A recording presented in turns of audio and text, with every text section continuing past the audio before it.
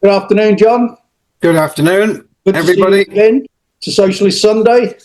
I believe you're going to be talking to us on a very interesting subject, so I'll pass it over to you to proceed. Thank you, John. Yes, the new party, as it were. I think I should make a declaration at the very beginning that I am not speaking with any direct personal briefing from any of the central people that appear to be playing a leading role in this, I think, quite remarkable initiative. That is to say, I'm familiar with some of them and their thinking, but I have not had any direct intelligence, nor would I purport to claim, on the clever plan for the future, how exactly things will develop, what the precise intentions are for the structure of the new party, its democratic accountability, and more generally, its program. Although I think, could quickly put together, all of us, a pretty good idea of what that program, of what that party program might look like. I'm not claiming to speak with any authorized briefing from those involved.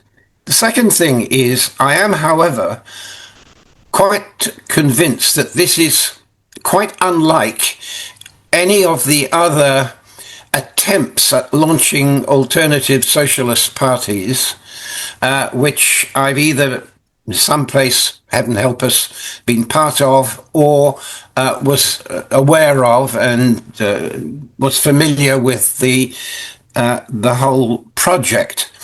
And the big difference is, as it were, and there are pluses and minuses in everything, and this is true of what I'm going to say, they're not people with a track record of sectarian organization building. I don't use the word here sectarian as an insult, but rather as a very narrowly defined strategy to provide an alternative to a mass social democratic Labour Party that is, however, narrowly defined as to its character, and that is to say, in one form or another, a future Leninist party with a revolutionary program and some version or other of an interpretation of Bolshevik organization. Now, I don't use any of those words as swear words. I've been myself part of various initiatives over the past, God help us, 60 years or more, which would qualify for what I've just been describing. I think most people who are experienced, as I know you all are, would be familiar with what I'm talking about. This is not a new version of the SWP or the RSL or militant, or you run out of alphabetic initiatives headlines at a certain point. It's not that. It is something that is difficult to characterize in programmatic terms, that it's got distinguishing features that are unique, but they're very different to what most of us have encountered over the years with the attempts at launching a better party, or an alternative party, I should say. What we have in common is an absolute rejection of the performance and the record of the Labour Party, which, however, in addition to that, is driven by a real concern that if there isn't an alternative, and a better alternative to the Labour Party, then the worst outcome isn't that we're left with Keir bloody Starmer. The worst outcome would be that the vacuum in British politics will be exploited and developed by others, particularly on the far right, who are already showing intent, building at least part of the framework of a national party with a very serious far-right agenda, and one which, although they don't talk about this very much, leaks over into quite thuggish, racist, and totalitarian politics. People who've not enjoyed much in the limelight for, since Mosley. I'm old enough to remember when Oswald Mosley attempted a comeback after 1945. And I can remember going on marches of the Young Socialists, as they were then, and he quickly disappeared into the shadows. Today, the threat is far greater, far more immediate, and with the potential, as I say, to polarize politics to the right in a very dangerous way. So that's the first thing about the new initiative. It's also different precisely because it is not immediately driven by a dozen programmatic points where they want immediate change to a different program. They do want to change to a different program, but it's not the details of that program which have made life in the Labour Party intolerable.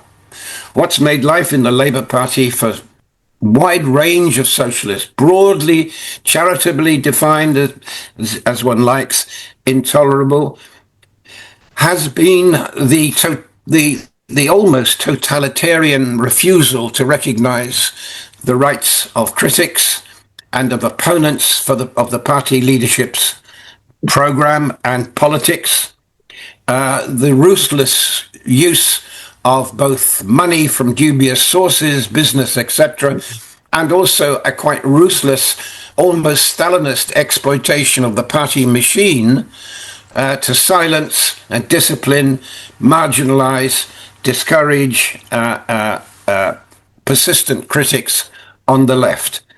Now, I don't think what I'm saying is an amazing revelation. It's, I suspect, very much a common experience that most of us have had in recent years. I rejoined the Labour Party.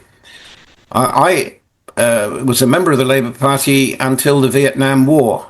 I'd even contested a general election for the Labour Party in Croydon in 1964. And in 1966, I was refused endorsement and told I was a completely out of the woods revolutionary and should have nothing to do with the Labour Party should have nothing to do with me. I rejoined when Corbyn emerged as leader, and now I've left again, predictably. So that's just by way of saying my personal history as far as understanding the significance of what Sara Sultana and Jeremy Corbyn have initiated. Now, they've made no secret of the fact that all the usual things that go with having a political party, a detailed program, a structure, a democratic accountability, etc., hasn't even begun yet, but will have to begin.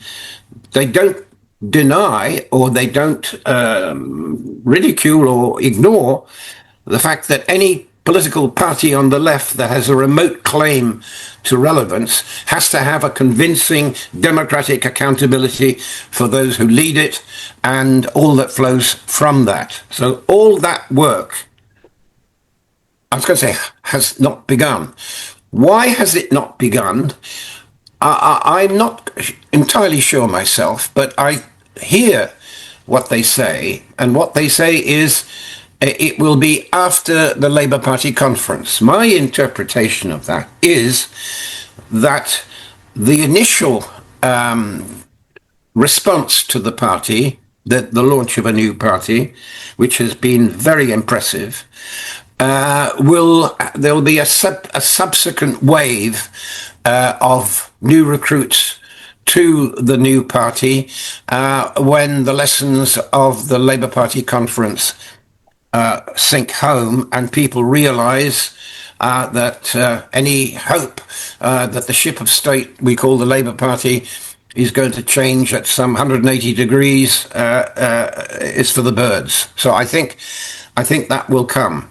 I don't think the delay is because they are particularly irresponsible about the need for a democratic constitution, a visible and accountable financial system, because people will be paying. It's going to be membership will come with fees, quite rightly. There shouldn't be talk of any other source of finance other than that raised by the members of the new party. All of that, the details of all of that, will only be seriously discussed in the weeks immediately after the Labour Party conference. However, I think we can say that there is already work underway sketching out various options that should be put to a party convention, which would be the first act after the Labour Party conference and everything, when some initial ideas are publicly launched by Sultana and Corbyn and others, so that there will be something, as it were, to grapple with that is more concrete than the generalizations, which have been progressive, enlightened, encouraging. I have no problem with the kind of values that Jeremy Corbyn and Zara Sultana have spoken to. I think they're right, and the party should be firmly rooted in those values. But the work to devise a program of political intervention, because we're talking about a party that will contest parliamentary elections. And I want to say a word in a second about what, at least my understanding is, about the impact that this initiative has already had on people that are active in municipal politics, local politics. Several hundred Labour councillors have joined the new party. I haven't got an exact figure, but I do know it's in the low hundreds already. Now that puts it in a completely different category to any other left initiative that I've ever been aware of or observed over the last decades.